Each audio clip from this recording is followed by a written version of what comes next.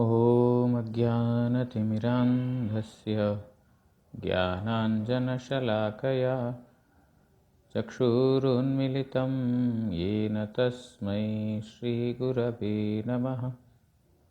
मूकं करोति वाचालं पङ्गुं लाङ्घायते गिरिं यत्कृपातमहं वन्दे श्रीगुरुं दीनतारिणम्।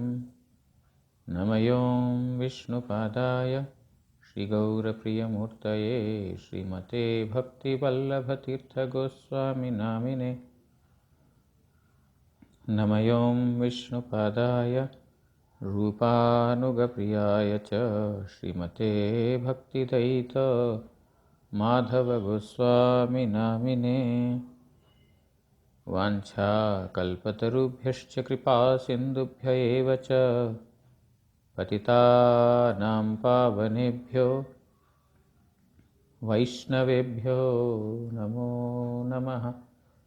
श्रीकृष्णचैतन्यप्रभु नित्यानन्द श्री अद्वैत गदाधर श्रीवासादि गौरभक्तवृन्द। हरे कृष्ण कृष्ण कृष्ण हरे हरे, हरे राम राम राम हरे हरे। सबसे पहले मैं परमाराध्यतम पतित पावन अष्टोत्तर शत श्री श्रीमद् भक्ति वल्लभ तीर्थ गोस्वामी श्री गुरु महाराज, जो कि भगवान के अभिन्न प्रकाश विग्रह हैं और भगवान के सेवा में अधिकार प्रदान करने वाले हैं और भगवत ज्ञान प्रदान करने वाले हैं, उनके श्री रातुल चरणों में अनंत कोटि साष्टांग दंडवत प्रणाम करते हुए उनकी अहेतु की कृपा का प्रार्थना करता हूँ।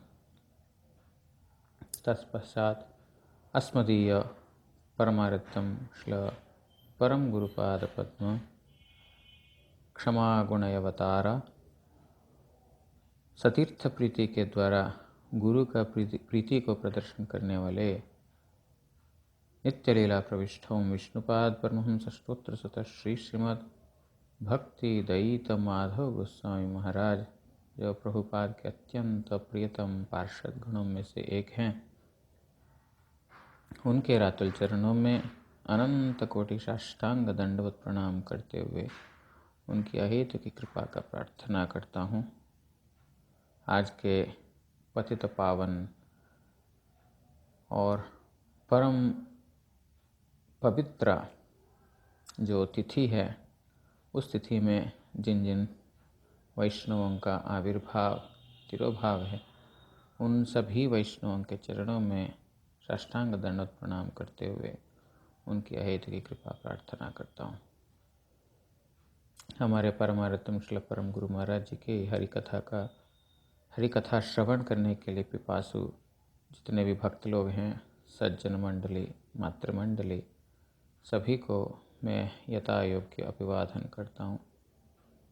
सभी की प्रसन्नता का प्रार्थना करता हूँ। अभी हमने जो हमारे परमाराध्य श्रील परम गुरु महाराज जी की हरिकथा, बांग्ला हरिकथा हिंदी में श्रवण कर रहे हैं। जो पिछले हफ्ते तक 6 भागों में हमने एक टॉपिक के ऊपर सुना था। आज हम नया टॉपिक शुरू करेंगे। बहुत पावन तिथि है आज, तो आज नया टॉपिक शुरू करेंगे। इस टॉपिक में हमारे गुरु महाराज जी, परम गुरु महाराज जी, साधन और साध्य एक ही है, इस विषय पर हरिकथा परिवेशन किए थे। तो उस टॉपिक का हम मतलब बांग्ला से हिंदी का श्रवण करेंगे। उससे पहले हम थोड़ा सा हमारे परम पूजनीय श्री परम गुरुपाद पद्म श्री माधव गोस्वामी महाराज जी के थोड़ा सा संक्षिप्त महिमामृत श्रवण करेंगे, जो हमारे परमाराध्य श्री गुरु महाराज जी के द्वारा प्रकाशित हुआ है। बोलते हैं, हमारे परमाराध्य गुरुदेव 24 घंटे के अंदर पूरा 24 घंटे भगवत सेवा में निष्कपट भाव से नियोजित रहते थे। इसीलिए उनकी कथा के द्वारा जीवों का कल्याण होगा, इसमें किस बात का संदेह है। जो व्यक्ति 24 घंटे के अंदर 24 घंटा जो भगवान के लिए निष्कपट सेवा करेगा, उसकी हरि कथा से जीवों का वास्तव कल्याण होगा, इसमें कोई संदेह ही नहीं है। और आगे बोलते हैं, वे जिस प्रकार से शास्त्र प्रमाण और आधुनिक युग का जो तर्क के द्वारा तार्किक जो व्यक्ति है, उनके प्रश्नों को स्वयं प्रकाशित करके, मतलब उनको इस प्रकार का प्रश्न उदित हो सकता है उनके हृदय में, ऐसा स्वयं ही हरिकथा में उस प्रकार का प्रश्न स्वयं उठा करके उसका इस प्रकार अकाट्ययुक्त, मतलब जिस उनके जो तर्क दे करके उसको समझाते हैं, उस विषय को समझाते हैं, उसको कोई भी काट नहीं सकता, वो युक्ति को कोई काट नहीं सकते हैं। और जो उदाहरण के द्वारा जो प्रत्येक विषय को समझाते हैं, वो असाधारण ही था। मतलब युक्ति भी देते थे अकाट्य, मतलब उसको कोई भी काट नहीं सकता था, और उसको जो है उदाहरण के द्वारा जो समझाते थे वो भी साधारण नहीं था। वो इस प्रकार, और उनकी भाषा भी इस प्रकार एक शक्तिशाली वीर्यवती हरिकथा था, श्रवण करके ऐसा कोई भी व्यक्ति नहीं था जो उनके प्रति आकृष्ट नहीं होते थे। इस प्रकार उनका एक अद्वितीय, असाधारण, असामान्य उनका हरिकथा और भाषण, जो मैंने बोला था, हमारे पूज्यपाद मदन गोपाल प्रभु जी, जो परम गुरु महाराज जी के पर्सनल सेवक रहे थे, वो उनसे जो कुछ दिन पहले मिला था, तो उन्होंने कुछ कुछ बातें बताई थी। तो मैं पिछले हफ्ते थोड़ा सा उसको स्मरण किया था, थोड़ा सा स्मरण करता हूँ। आज हमारे तेजपुर मठ का वार्षिकोत्सव है, तो उस विषय में उन्होंने एक बार बातों बातों में ऐसा बोला था, हमारा गुरुजी ने सर्वप्रथम विग्रह प्रतिष्ठा कहाँ की थी? उन्होंने बोला तेजपुर मठ में। उन्होंने बोला हमारा गुरुजी ने तेजपुर मठ में सर्वप्रथम विग्रह प्रतिष्ठा की, प्रकाशित किया। तो तेजपुर कहाँ पर है? बोलते हैं पूर्व दिशा में है। तो उन्होंने मेरे को पूछा पूर्व दिशा में कौन रहते हैं? तो मैं तो सोचने लगा असमी लोग रहते हैं। उस स्वयं उसको काट के बोलते हैं पूर्व दिशा में सूर्य उदित होता है। पूर्व दिशा से सूर्य उदित होकर के पूरा जगत को रोशनी फैलाते हैं। उसी प्रकार हमारा गुरुजी ने जो पूर्व दिशा जो तेजपुर है, वहाँ पर सबसे पहले विग्रह प्रकाशित करके पूरा विश्व में उन्होंने इस प्रकार प्रकाश डाल दिया। महाप्रभु की वाणी की, प्रभुपाद जी की वाणी की, तो पूरा जो है उनके प्रति आकृष्ट हो गया। तो इस प्रकार उन्होंने जो सूर्य के साथ हमारे परम गुरु जी को कंपेयर करके बोला, जैसे वो पूर्व में उदित होते हैं, इसी प्रकार हमारे गुरु जी भी पूर्व में प्रकाशित करके वहाँ से उन्होंने विस्तार किया था। हमने जो परम पूज्यपाद हमारे परमार्थ गुरु महाराज से भी श्रवण किया था। प्रभुपाद जी की इच्छा थी कि असम में जो व्यक्ति थे वो बहुत सरल और सीधे साधे थे, और सीधा साधा, और साधु के प्रति बहुत श्रद्धा विशिष्ट थे, साधु सेवा में रुचि रखते थे। तो उनके इस प्रकार के जो गुणों को देख करके प्रभुपाद जी ने बोला मैं प्रत्येक साल यहाँ पर आऊँगा। और हमारे परमारतम परम गुरुदेव को भी उन्होंने आदेश किया था कि सरभोग में प्रचार, असम में प्रचार करने से अच्छा है। तो प्रभुपाद जी जिस साल जो सरभोग में ये सब हुआ था कार्यक्रम, तो उससे प्रभुपाद जी बहुत प्रसन्न होकर के बोले मैं हर साल यहाँ पर आऊँगा। लेकिन उनकी अपनी ही इच्छा से एवं भगवान की इच्छा से वो अगले साल जो है मतलब उसी साल के अंत में वो नित्य लीला में प्रवेश किया, तो वो और जा नहीं पाए।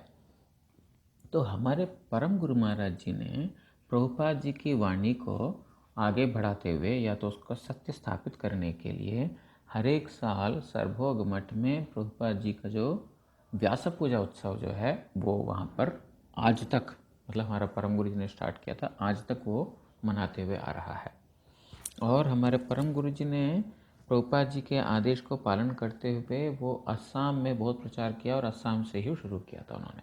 इस प्रकार हमारा परम गुरु जी का जो प्रभुपाद जी की जो वाणी है, प्रभुपाद जी की जो मनोभीष्ट है, मतलब मन का अभीष्ट, मन का जो वांछा है, वास्तविकता में परम प्रभुपाद जी मतलब उनके गुरुदेव की जो मन का अभीष्ट को उन्होंने पूर्ण रूप से समझकर उसको विस्तार किया था, इसीलिए इस प्रकार वो सफलता प्राप्त किए थे। और एक और घटना बताता हूँ। जब पूर्व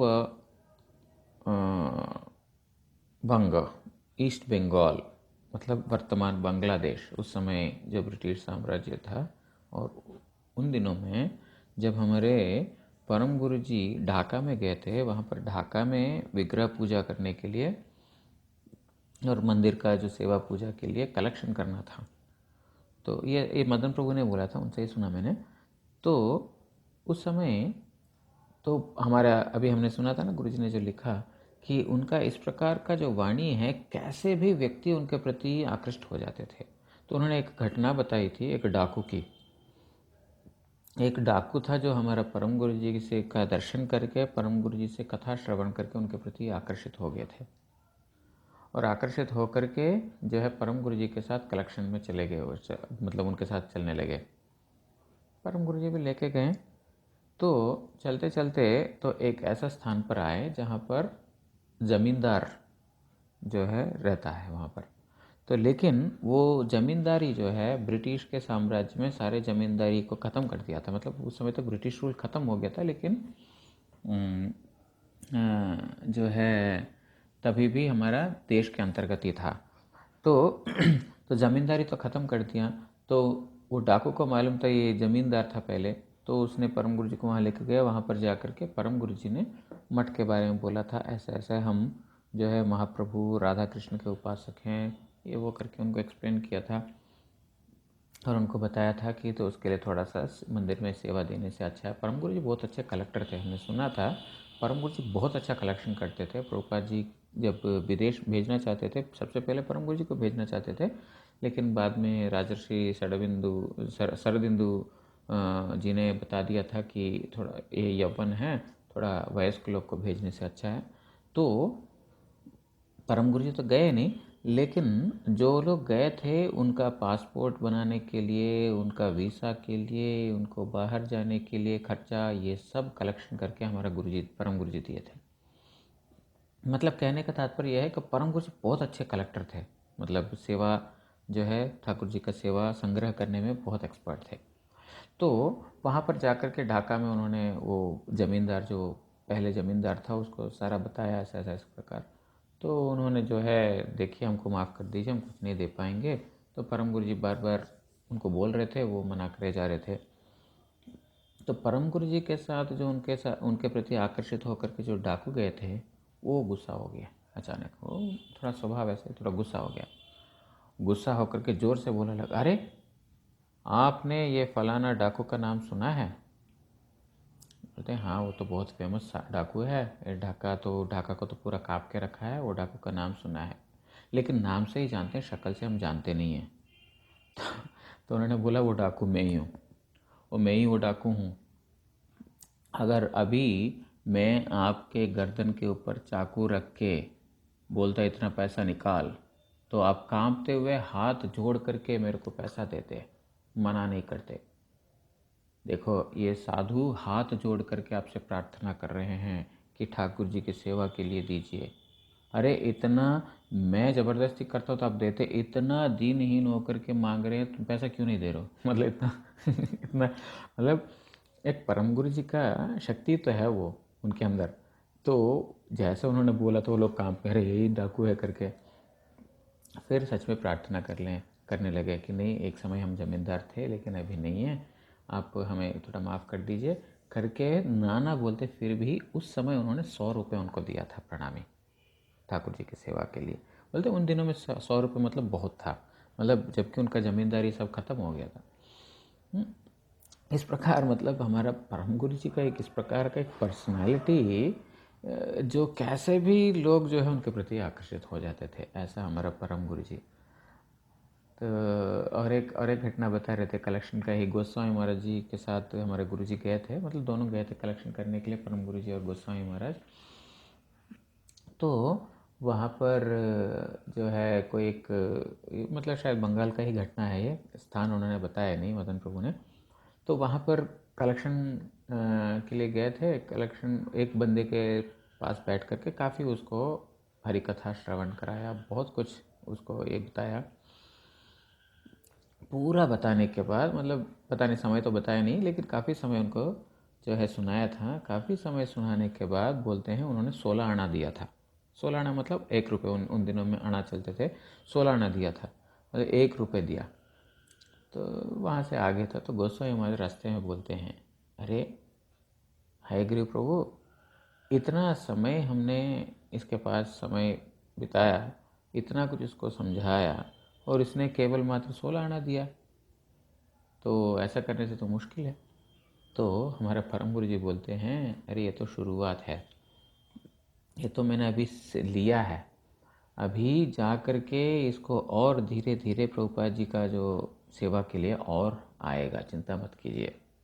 मतलब हमारे परम गुरु जी में एक इस प्रकार का एक अद्भुत शक्ति, वो बोल रहे थे कि जो कार्य को पकड़ते हैं तो वो कार्य को मतलब एक तरीके से उसको पूर्ण करते थे कि मतलब उनका कोई क्या बोलते हैं बराबर का कोई नहीं था। इस प्रकार जो हमारे परम गुरु जी की इस प्रकार बहुत सारी महिमा है, अब बोलते जाएंगे तो फिर बहुत समय चला जाएगा।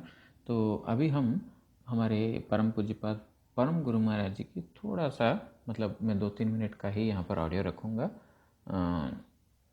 बांग्ला में है करके। उसके बाद जो है लगभग 10 से 12 मिनट का जो ऑडियो है उसको मैं अनुवाद करता हूँ। इसको भी हम 4-5 भागों में श्रवण करेंगे। तो विषय है साधन और साध्य एक ही है। तो इस पे हमारे परम गुरु जी का ऑडियो सबसे पहले श्रवण करेंगे, उसके बाद इसकी हिंदी अनुवाद या इंटरप्रिटेशन हम श्रवण करेंगे। পৃথিবীর কোন রাষ্ট্র দেহটাকে ব্যক্তি বলে স্বীকার করেননি, স্বীকার করছেন না, সেন্সেবল হলে করতে পারবে না। জোর করে যা খুশি করবো কেন? দেহটার তো কোনো বোধ নাই, এর কি কোনো অনুভব আছে, ভালো মন্দ বোধ আছে নাই, এটা কনসিয়াস ইউনিট নয়, এটা তো একটা ম্যাটার, লাম্প অফ ম্যাটার। এই জন্য একে ব্যক্তি বলে বলা হচ্ছে। দেহটাকেই যদি ব্যক্তি বলা হতো তাহলে মরা দেহগুলোর ভোট হতে পারে। বড় বড় সায়েন্টিস্টরা হয়তো দেহগুলোকে প্রিজার্ভ করলে এই বড় বড় ধনী লোকগুলো কোটি কোটি ভোট জোগাড় করতে পারে, কিন্তু দেহ মরা দেহগুলোর কোনো ভোট হয় না। কেন? কিন্তু ব্যক্তি ভোট নাই তাতে। যদি অসুস্থ থাকে তার ভোট হয়, স্ট্রেচারে করে নিয়ে যা ভোট দেয়, কিন্তু মৃতদেহের ভোট হবে। অবিকৃত থাকলেও ভোট হবে। দেহটা ব্যক্তি, ব্যক্তিটা কোনটা? যার সত্তাতে আমার অস্তিত্ব বা আমার আমিত্ব, যার অসত্তাতে আমার অব্যক্তিত্ব বা অনামিত্ব, সেইটা সেটা হলো একটা বোধ সত্তা, একটা চেতন সত্তা, একটা জ্ঞান সত্তা। তাকে আমাদের হিন্দু পরিভাষায়, শাস্ত্রীয় পরিভাষা বলে আত্মা। আত্মাটা হলো ব্যক্তি, চেতনটা হলো ব্যক্তি, সেটা হলো কি? এই জন্য তার পক্ষে সাধ্য কোনটা, তার প্রয়োজন কোনটা? আত্মার পক্ষে প্রয়োজন আত্মা, আত্মার পক্ষে জ্ঞানের পক্ষে অজ্ঞান প্রয়োজন হয় না, হতে পারে না। জ্ঞানের পক্ষে জ্ঞানী প্রয়োজন। অনুজ্ঞানের পক্ষে বিভূ জ্ঞান প্রয়োজন, আত্মার পক্ষে, ক্ষুদ্র আত্মার পক্ষে বিভু আত্মা বা পরমাত্মা প্রয়োজন। এই জন্য জীবের পক্ষে ভগবানই প্রয়োজন। যদি বিচার করি সূক্ষ্মরূপে ভগবান, সেই ভগবত প্রাপ্তির উপায় কি? ভগবান হল সাধ্য, তার প্রাপ্তির উপায় কি? তার প্রাপ্তির উপায় তার প্রীতি। তিনি প্রীত না হলে তাকে পাওয়া যাবে না। আচ্ছা, আমি এটাকে এইভাবে পাই, কেন পাবো না? আমি যেইভাবে ইচ্ছে তাকে পেতে পারবো, কেন পাবো না? যুক্তি উত্থাপন করতে পারে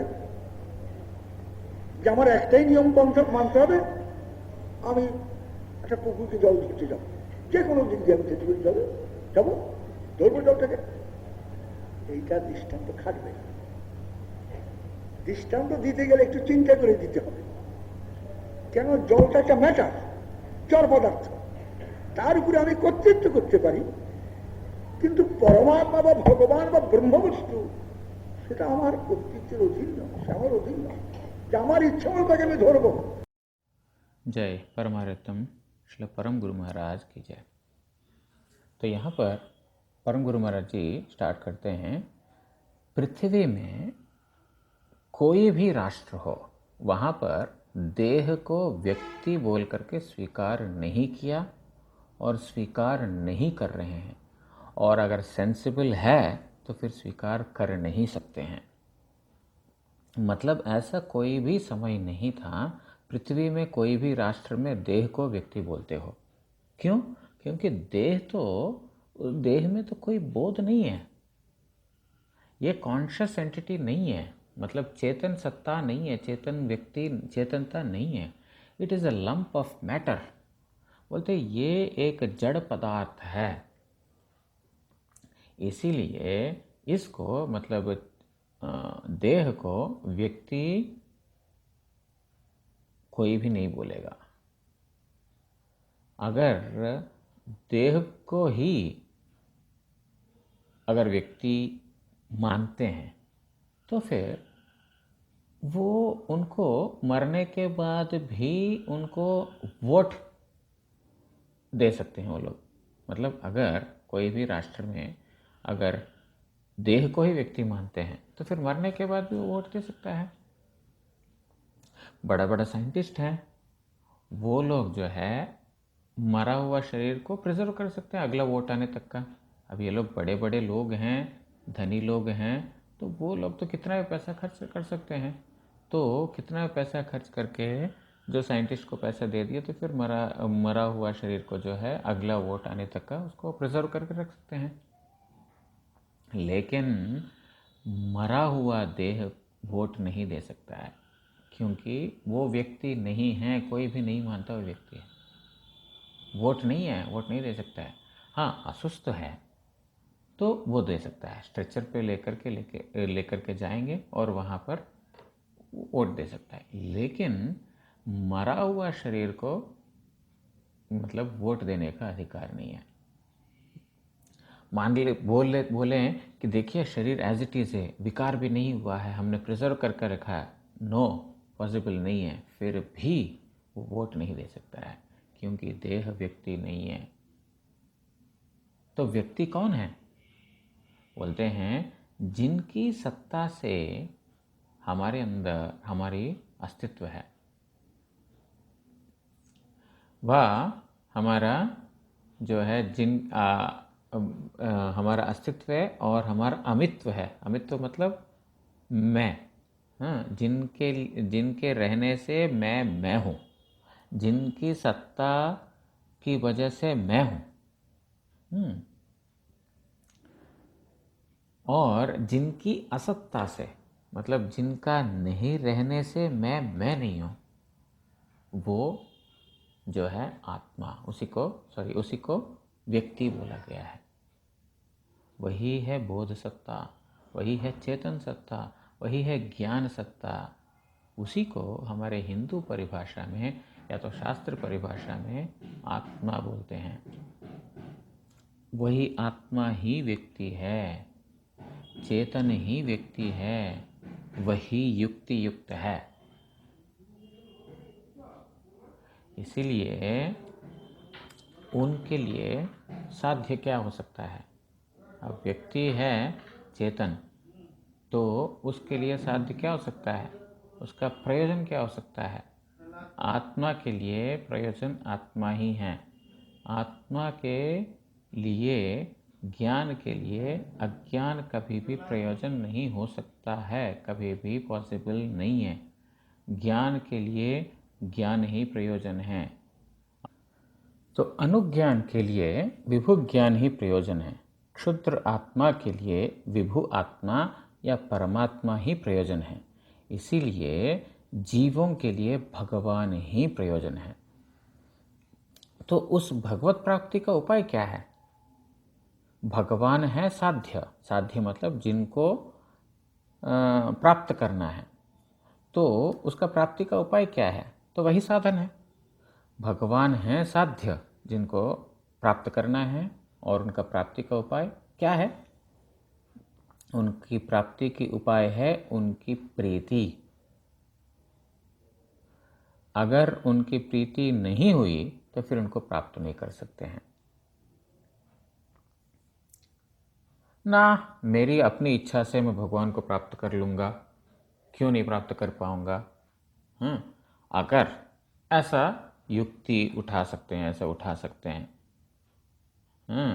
कि मैं अपना जो है अपना एक पंथा है, वो पंथा को मानता हूँ, और उदाहरण के लिए मान लीजिए एक तालाब है, तालाब से मेरे को जल लेके आना है, पानी लेके आना है, तो फिर मैं कोई भी दिशा से जा सकता हूँ। मतलब हमारे परम गुरु जी बोल रहे हैं ऐसा कोई युक्ति उठा सकता है। जैसे हमने अभी सुना था ना, जो श्रोता के अंदर कोई ऐसा प्रश्न उठ सकता है, ऐसा स्वयं ही वो वक्ता के वक्तव्य के मतलब हरि कथा के बीच में उठा करके उसके उत्तर दे देते थे। तो यहाँ पर बोल रहे हैं कि देखो मेरा अपना एक पंथा है, मेरे को एक तालाब से पानी लेके आना है, तो फिर जो है तालाब जाने के लिए बहुत रास्ता है, कोई भी एक रास्ता से मैं लेके आ जाता हूँ। तो इसलिए तो भगवान को भी प्राप्त करने के लिए एक ही रास्ता क्यों है? बहुत सारे रास्ता है। एक तालाब से पानी लाने के लिए इतने रास्ते, तो भगवान को प्राप्त करने के लिए एक ही रास्ता क्या सकता है ना? पहले बता दिया ना, भगवान का प्रीति ही भगवान का प्राप्ति का उपाय है। बोले ऐसा कैसे हो सकता है?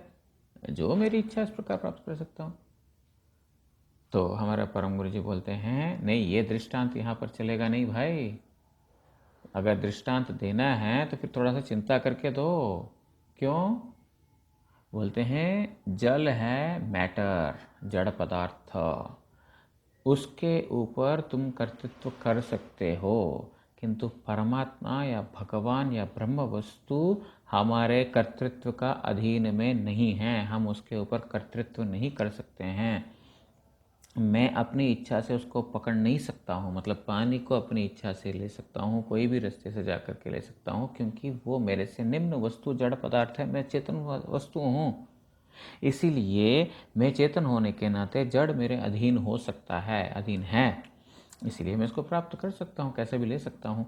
लेकिन भगवान उस प्रकार नहीं है। इसलिए भाई तुमको अगर युक्ति देना है तो थोड़ा चिंता करके दो, युक्ति तुम्हारा ठीक हो। जो परमात्मा भगवान, मैं अणु सच्चिदानंद हूँ, भगवान तो विभू है, इसीलिए वो तुम्हारा पकड़ में नहीं आएंगे। तुम अपनी इच्छा से उनको नहीं पकड़ पाओगे। अगर एक और उदाहरण बोलते हैं, अगर ये सामने घड़ी दिखा करके बोलते हैं इस घड़ी को मैं भगवान बोलता हूँ, बोलो, तुम्हारी इच्छा है, अगर तुमको बोलना है बोलो। लेकिन मेरा प्रश्न ये है कि are you the maker of God? तुम क्या भगवान का सृष्टि करता है? तुम क्या भगवान का पैदा करने वाला है? ये इस प्रकार के एक नशा में लोग चल रहे हैं। इसी प्रकार मैं अगर भगवान को कर सकता हूँ, क्या तुम भगवान को पैदा करने वाला हो? तुम्हारा बनाने से वो भगवान भगवान होंगे, और तुम नहीं बनाने से भगवान भगवान नहीं होंगे? एक कोई बात है? मैं अगर भगवान नहीं बनाता हूँ तो फिर भगवान नहीं है।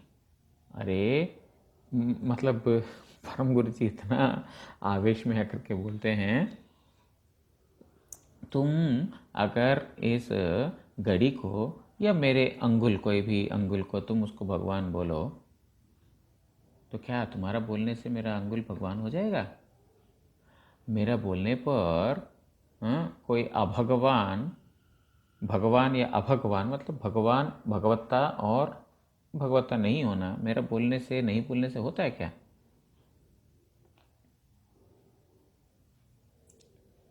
वास्तविकता में भगवान जो वस्तु है उसको अगर मैं जान पाता हूँ तभी हम उपकृत हो पाएंगे, बेनिफिटेड हो पाएंगे, उपकार प्राप्त कर पाएंगे, या लोग उपकृत होंगे।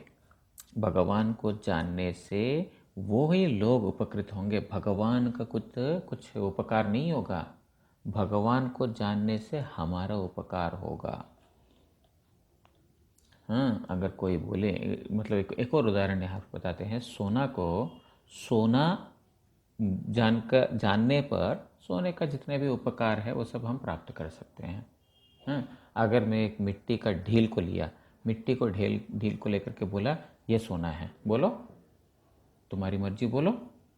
तुम्हारा मतलब यहाँ पर परम गुरु जी भाषा यूज करते हैं, तुम्हारा माथा खराब है, मतलब तुम्हारा दिमाग खराब है, बोलो। लेकिन भाई वो सोना का दाम में कभी बिकेगा नहीं, कोई भी उसका सोने का दाम नहीं देगा। तुम बोल सकते हो, बोलो, उसको बोलो तुम मिट्टी का ढील लेकर के सोना बोलो, लेकिन कोई भी विज्ञ व्यक्ति, बुद्धिमान व्यक्ति उसका सोने का दाम नहीं देगा। तुम्हारा बोलने से मिट्टी का ढील सोना नहीं बन जाता है, क्योंकि एब्सोल्यूट स्वतः सिद्ध तत्व है। He is by himself and he is for himself. उनका और दूसरा कोई कारण नहीं हो सकता है। वो सभी कारणों का कारण है, सभी, उनका उत्पत्ति का कोई कारण नहीं हो सकता है, उनका अस्तित्व का कोई कारण नहीं हो सकता है, उनका विनाश का भी कोई कारण नहीं हो सकता है। इसीलिए वो अविनाशी है, उनका विनाश नहीं है।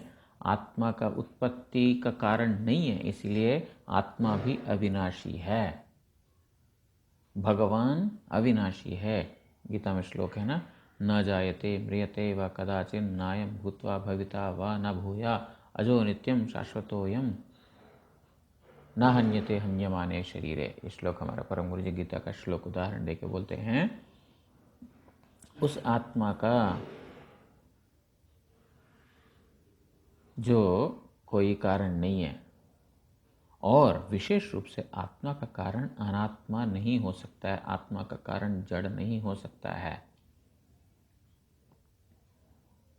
अगर कोई बोले नहीं ये मैटर से स्पिरिट प्रोड्यूस हो रहा है, मतलब जड़ से आत्मा का उत्पत्ति है, परम गुरु जी बोलते हैं no, it is a nonsense talk, असंभव है, ये नॉनसेंस है। अज्ञान कभी भी ज्ञान का मूल नहीं हो सकता है। अज्ञान कभी भी ज्ञान का कारण नहीं हो सकता है। Nothing can not produce something, only something can produce something. कुछ नहीं से कुछ नहीं, कुछ उत्पत्ति नहीं है, कुछ से कुछ आएगा, कुछ है तो उससे कुछ है। ये रैशनल टॉक है, युक्त शब्द वचन है ये। इसके लिए कोई शास्त्र पढ़ने की ज़रूरत नहीं है कि नथिंग से समथिंग प्रोड्यूस होता है करके। इसके लिए ये युक्तियुक्त शब्द है, युक्तियुक्त वचन है, और इसमें कोई शास्त्र पढ़ने की ज़रूरत नहीं है। मतलब कहने का तात्पर्य ये है कि ज्ञान ही ज्ञान का कारण है, ज्ञान से ही ज्ञान की उत्पत्ति है। अज्ञान कभी भी ज्ञान का उत्पत्ति नहीं हो सकता है। आत्मा अनात्मा से उत्पन्न नहीं हो सकता है, आत्मा से ही आत्मा का उत्पत्ति है। जो आत्मा से हमारी सब मतलब छोटे क्षुद्र आत्माओं की उत्पत्ति है, और उसी को परमात्मा बोलते हैं, श्रेष्ठ आत्मा बोलते हैं, व्यापक आत्मा बोलते हैं, विष्णु बोलते हैं, या भगवान बोलते हैं। मतलब जिस वस्तु से हमारी उत्पत्ति है, नेचुरली वही वस्तु हमारा प्रयोजन हो सकता है। उस विभु आत्मा से हमारी आत्मा की उत्पत्ति है। समस्त आत्मा, जितने प्रकार के आत्माएं हैं, सभी आत्माओं का वही उत्पत्ति है। उनके अंतर्गत वहीं से आए हैं, उनके अंदर ही सब कुछ है, उनके अंदर ही सब है। मतलब आत्मा से उत्पन्न होकर के जो जितना भी समष्टि आत्मा, मतलब जो छोटे छोटे आत्माएं हैं या अणु आत्मा हैं, वो कहाँ रहेंगे? आत्मा में ही रहेंगे। ब्रह्म से उत्पन्न होकर के ये सब कहाँ रहेंगे? ब्रह्म में ही रहेंगे। भगवान से उत्पन्न होकर के ये सब कहाँ रहेंगे? भगवान में ही रहेंगे। भगवान छोड़ करके उनका और कोई दूसरा स्थान नहीं है। एक, यहाँ तक कि एक परमाणु भी भगवान के बाहर अवस्थान नहीं करता है। मतलब भगवान के बाहर एक परमाणु का भी अस्तित्व नहीं है, क्योंकि वो है सर्वव्यापक भौम वस्तु। बोलने का मतलब ये है कि जिनसे हमारी उत्पत्ति है, हम उनके अंदर ही है। किस प्रकार हैं? उनके द्वारा ही बचे हुए हैं। किसके लिए बचे हुए हैं? उनके लिए ही बचे हुए हैं। कहाँ जाना है हमको? उनके पास ही जाना है, और दूसरा कोई जगह नहीं है, दूसरा कोई गति नहीं है। श्रुति के हिसाब से ये बता दिया, यतो वा ईमानि भूतानि जायन्ते ये न जातानि जीवन्ति यत् प्रयन्ति अभिशं विशन्ति तदेव ब्रह्म तद विजिष्यस्व। इसको व्याख्या करते हुए गुरु जी बोलते हैं, परम गुरु जी बोलते हैं, यतो वा ईमानि भूतानि जायन्ते, बोलते हैं जहाँ से सभी प्राणियों का उत्पत्ति है, देवता नहीं, मनुष्य नहीं, पशु नहीं, पक्षी नहीं, कृमि कीट नहीं, जितने भी प्रकार के प्राणी हैं, सभी प्राणियों का जहाँ से उत्पत्ति है। और ये न जातानि जीवन्ति, मतलब जिनके द्वारा ये प्राणियाँ सारे रक्षित हैं, पालित हैं, ये न जातानि जीवन्ति, जिनके द्वारा सारे प्राणी जीवित है। दूसरा कोई पालक नहीं है, जिनसे सृष्ट है वही पालक है। यत् प्रयन्ति, जहाँ से सब लोग, जहाँ पर सब लोग जाएंगे, कहाँ जाएंगे? जहाँ से सब लोग गए वहीं जाएंगे। जिनसे हैं उनके अंदर ही रहेंगे, जिनसे हमारी उत्पत्ति है उनके अंदर ही है, जिनके द्वारा हम बचे हुए हैं, जिनके लिए हम हैं,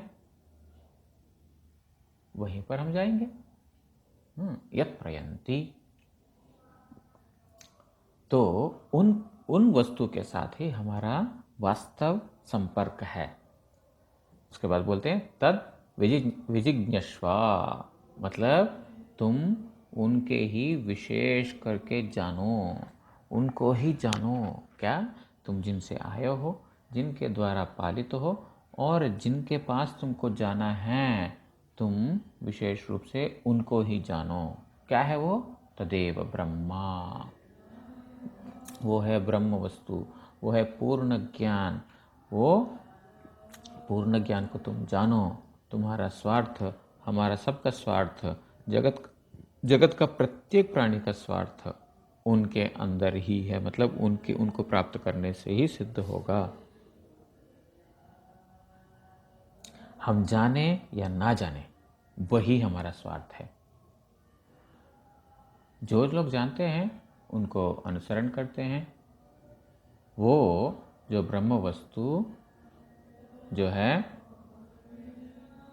परब्रह्म वस्तु ब्रह्म का कारण है। कैसे? ब्रह्मणो ही प्रतिष्ठाहम, वो ब्रह्म का भी जो है भगवान ही कारण है। गीता का श्लोक बताते हैं, ब्रह्मणो ही प्रतिष्ठाहम अमृतस्य व्ययस्य च शाश्वतस्य च धर्मस्य सुखस्य एकांतिकस्य च। कृष्ण बोल रहे हैं, ब्रह्म का प्रतिष्ठाता मैं हूँ, जो निराकार निर्विशेष ब्रह्म जिसको तुम बोल रहे हो तार, उसका भी प्रतिष्ठा मैंने किया है।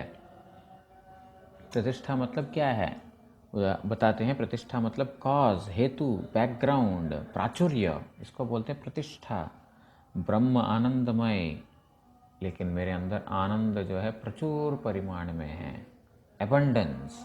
प्रतिष्ठा मतलब एबंडेंस। ब्रह्म आनंदमय है तो फिर मैं आनंद, मेरे अंदर आनंद का प्राचुर्य है, प्रचुर परिमाण में है।